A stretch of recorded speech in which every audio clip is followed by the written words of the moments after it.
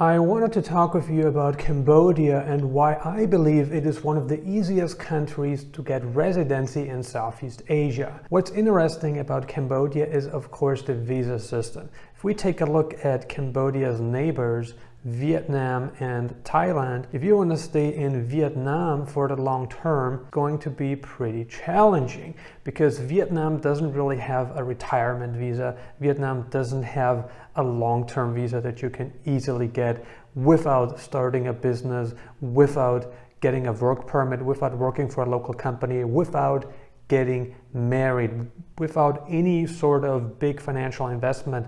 Vietnam doesn't have that. And what's been happening since the beginning of the pandemic, actually right now, is that you cannot get visa extensions in Vietnam like you could pre-pandemic. Meaning if you visit Vietnam right now and you would stay, for 30 days, there's no automatic visa extension possible. Will it come back? Very possibly, but there is no guarantee. Thailand has a retirement visa, but there are some requirements. You need to be 50 plus.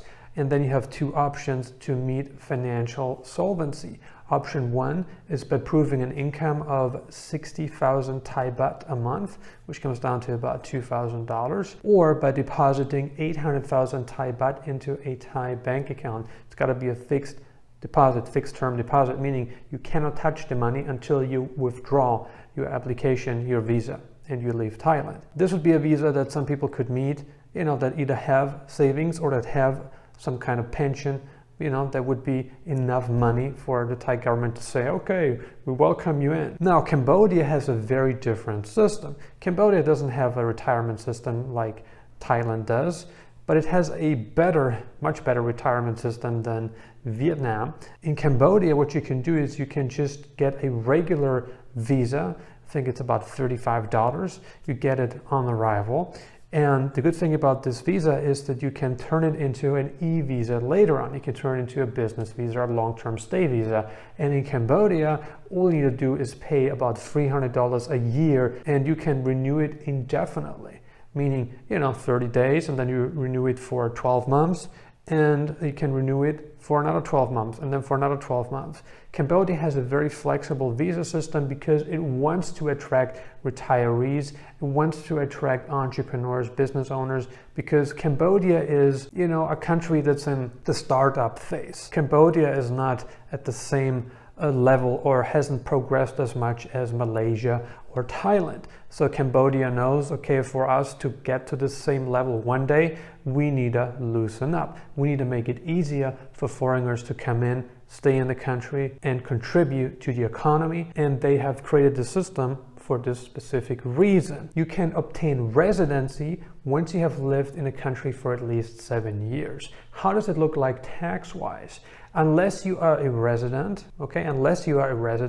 you do not pay income tax. So if you have money from abroad and you live in Cambodia with this visa that I've just told you about, you would not pay taxes on your offshore income until you become a resident. However, should you generate money within Cambodia, meaning, you make some kind of sale, you have an apartment and you generate revenue from that, that would be taxable. Local income is taxable whether you are a resident or non-resident. Of course, there is a way to get residency faster, and that would be through marriage. If you marry a Khmer girl, a Khmer guy, then you would be able to obtain residency, citizenship much quicker. It's going to take about 3 years. If we take a look at Cambodia's neighbors, taking a look at Thailand, a very diverse country, very big country. And Thailand over the years has gained a reputation, for attracting retirees, for attracting businesses, because that's what Thailand is all about. It's all about economic growth. And it has really